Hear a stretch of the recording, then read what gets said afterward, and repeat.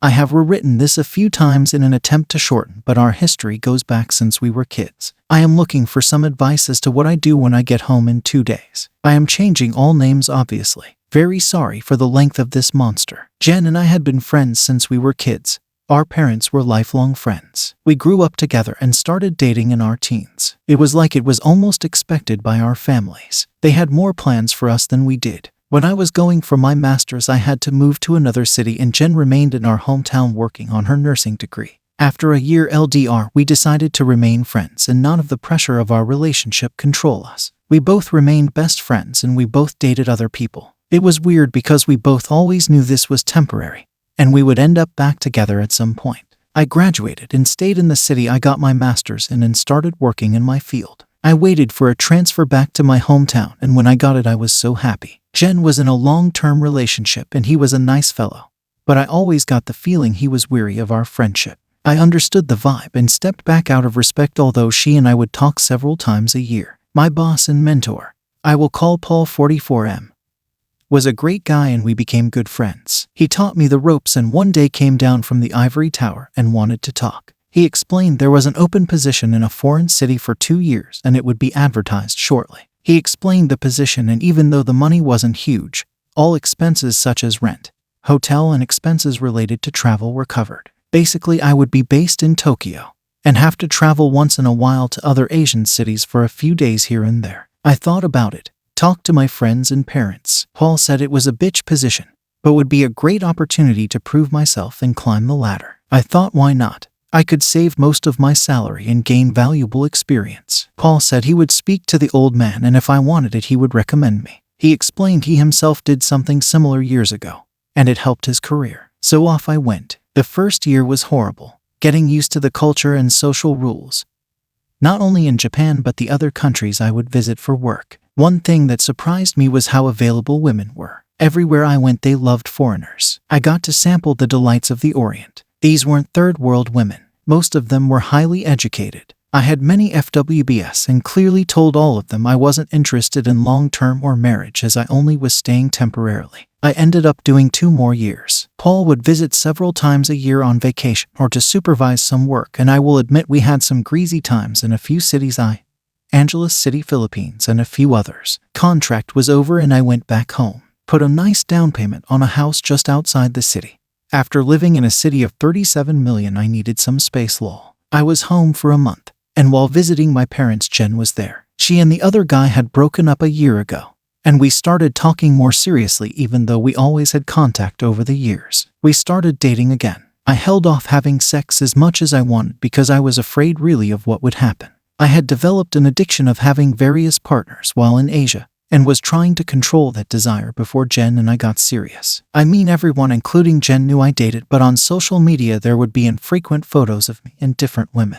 My mother called me a whoremaster a few times, and well, to be truthful, it kind of stung. Now is when things start to fall apart. Jen and I slept together, and for lack of a better word, she was very surprised. She said I was different and was never like that before. She meant it like I had gained a lot of experience, to put it nicely. She asked me some questions and I admit I did trickle truth her. I didn't tell her the exact number because even if it was divided by 3 it was scary. I had no doubt that I was and could be faithful to her. The seed I inadvertently put in her mind that night would create some serious issues later. Now of course our families were thrilled we were together. It was always supposed to be this way. We were doing great, and after speaking to her parents I proposed. She moved in and everything was great. There were some what I thought were some red flags, like asking if I was happy with her. Fast forward to 2019. Wedding was planned June 2020. We all know how 2020 went, don't we? Christmas was great, and close to New Year's we would have the first D-Day. I was sitting down doing some work on the PC, and Jen and her cousin Tama32F were looking through some wedding stuff. I have also known Tammy since we were kids and we were cool. Jen asks if we can talk and Tammy walks into the living room and sits on the sofa. I went to sit at the table to talk to Jen. She starts by saying for me to not interrupt or freak out.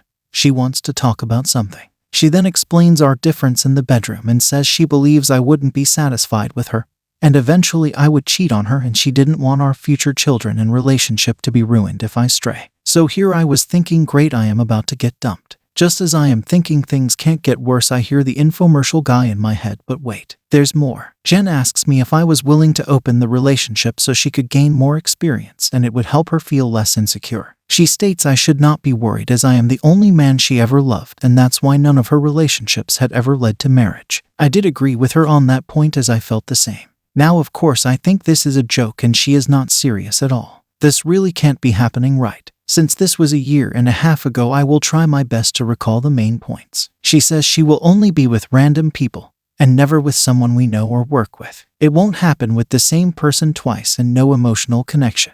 I was like, WTF. When I realized she wasn't joking, I lost my breath. I didn't think it was possible for a heart to skip a beat and jump to the center of my throat. I am not an angry or violent person, but now I am yelling. I am starting to understand why Tammy stuck around close by. I yelled, Tammy, did you put her up to this? Tammy says she is just there to support Jen. Wow, thanks so much. So then Jen says I am free to do as I wish under the same rules, and I said no. I am so pissed at this point, and even writing this now I am raging. I then said I don't want one-night stands. I just want one person. She says who? I looked at Tammy and not in the eyes and said, I wanna FCK Tammy. Now I get a rise out of Jen, and Tammy wasn't expecting that, and she is a bit red in the face and now uncomfortable. Jen says no. She is family and someone we both know, and it is gross for me to even suggest it. I am now totally in bizarro world. Where the hell did this come from? We argued back and forth for a bit, and I told her if she does this, the relationship is over. I am totally against this and I love her,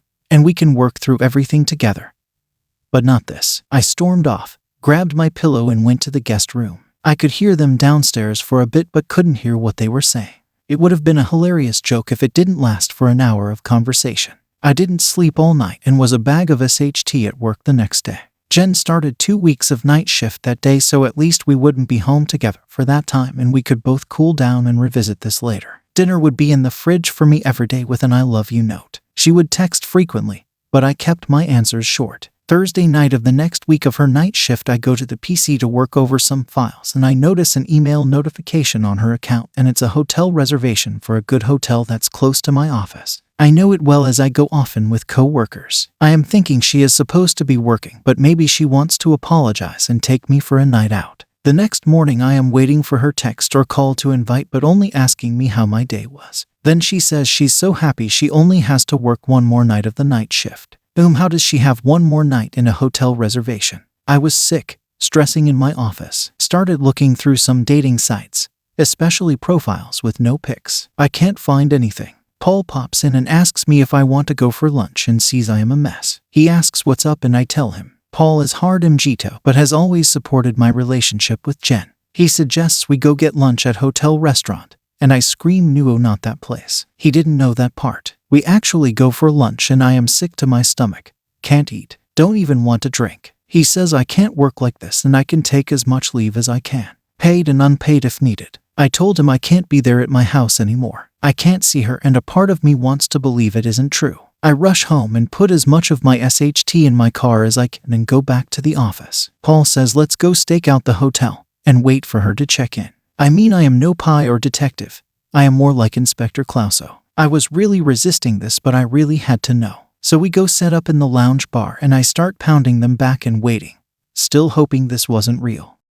Around 6:30 Paul taps me on the shoulder and there she is at the front desk and not in uniform. I want to strangle her, scream, spit, cry. I don't know. We wait for 10 minutes after she gets in the elevator, and Paul and I walk to the front desk. I ask the reception to put me through to Jen blank room and it rings. As soon as she answered I just started yelling into the receiver and she sounded confused. Jen, I told you if you did this that we would be over. I am done. Wedding off. Relationship over.